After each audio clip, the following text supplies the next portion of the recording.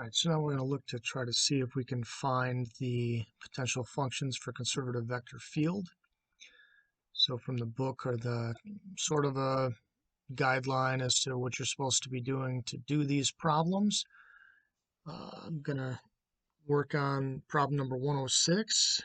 The instructions tell me to the following exercise, determine whether the vector field is conservative, and if it is, find the potential function. So first let's test to see, is it conservative? And we'll use the partials that we found in the previous video.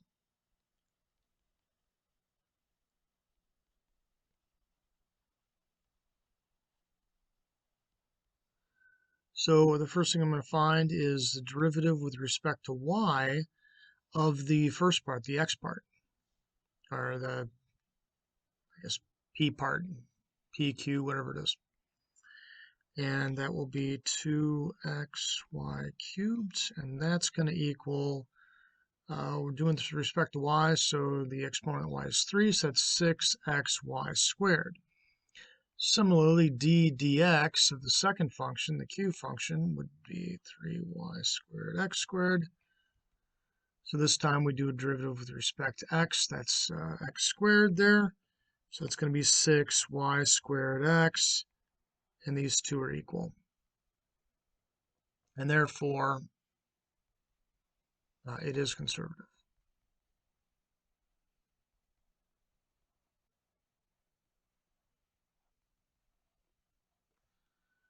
All right, so now let's run the test. So we're going to first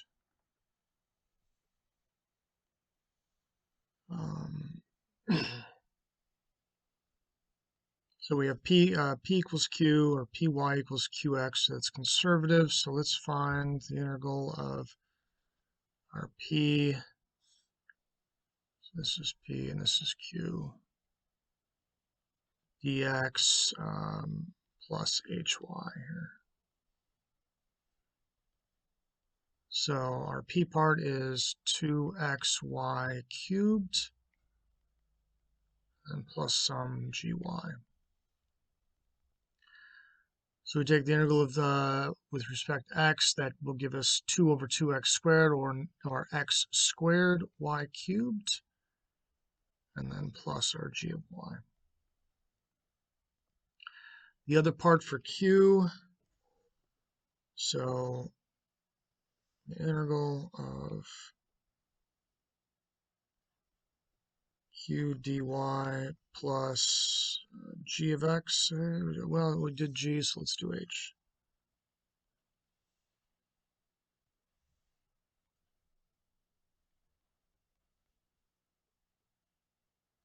So that equals, that part is 3y squared x squared. And that's with respect to y. And then we add our h of x, whatever that is. We're solving for it.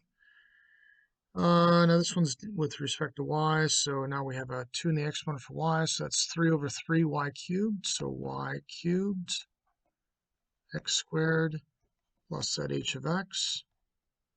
Now we need to set these equal to each other to solve. So I have x squared y cubed plus gy, g of y, equals the same thing, x squared y cubed plus h of x. That means that gy equals h of x, or subject to the fact that they're equal to 0. No, we can just do that.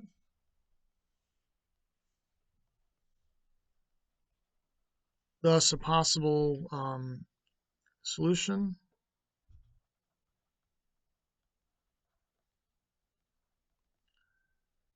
is x squared y cubed plus some constant c, whatever these are. There's going to be some sort of number, again, not with respect to the others. This g of y here, since that was integrated with respect to x, it's going to be a constant. So some constant is what we're going to have. And that's how do you find the possible functions for a conservative vector field? Again, this is an infinite amount because we've got a c there.